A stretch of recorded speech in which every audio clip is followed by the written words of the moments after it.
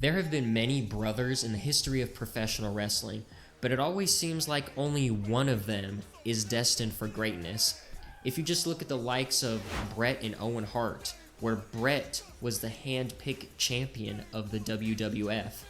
Matt and Jeff Hardy, the fans latched on to Jeff Hardy and propelled him into the stratosphere. And even though they're only brothers in kayfabe, Edge and Christian, Edge was the one chosen to have the legendary career that he has today. But in today's time, we have Jimmy and Jey, the Usos. Just like all other brothers across all of professional wrestling, there eventually comes a time where brother versus brother will happen. There have been 3 different times where brothers have faced each other mano a mano at the biggest show of them all, WrestleMania. First was Bret and Owen Hart, next was Matt and Jeff Hardy, and in most recent times at WrestleMania 40, we had Jimmy and Jey Uso. And so it was chosen. Jey won at WrestleMania 40, giving him the keys to the main event scene and to claim his rightful spot as the brother to do it all. Unfortunately, he hasn't done much being in the spotlight.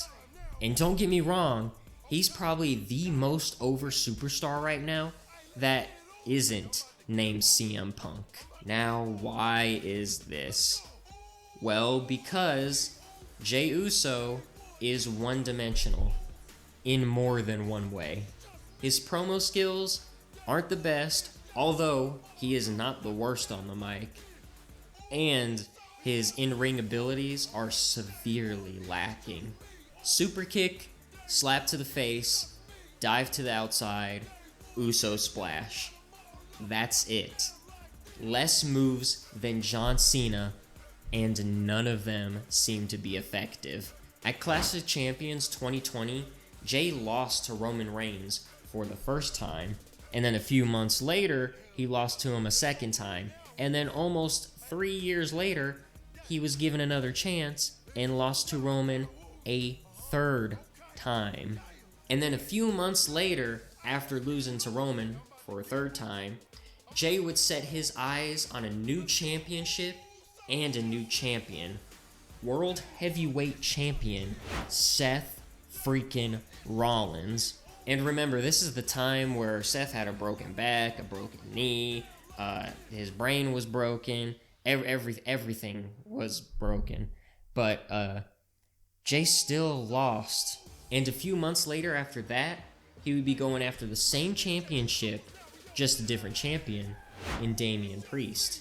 The scene is Lyon, France, where it's Jey Uso going up against champion Damian Priest, where Damian Priest just eats super kicks for 20, 30 minutes, and then he just bashes Jey over the head with a baguette and wins. This makes it 5 losses, 0 wins, 5 losses for Jey Uso when it comes to the world title picture. And you know what? That's not a bad thing, because not every wrestler is world championship caliber. Not everyone is supposed to win the big one. Sometimes you're just an upper mid-carder, just playing your role in the grander scheme that is the WWE. At this point in time, it makes no sense for Jey Uso to win a singles world championship. It's not believable anymore. I think that the Jey Uso experiment has officially failed, and he's now stuck in this gray limbo area where he can be great for storylines, but you can't believably have him in the world title picture anymore.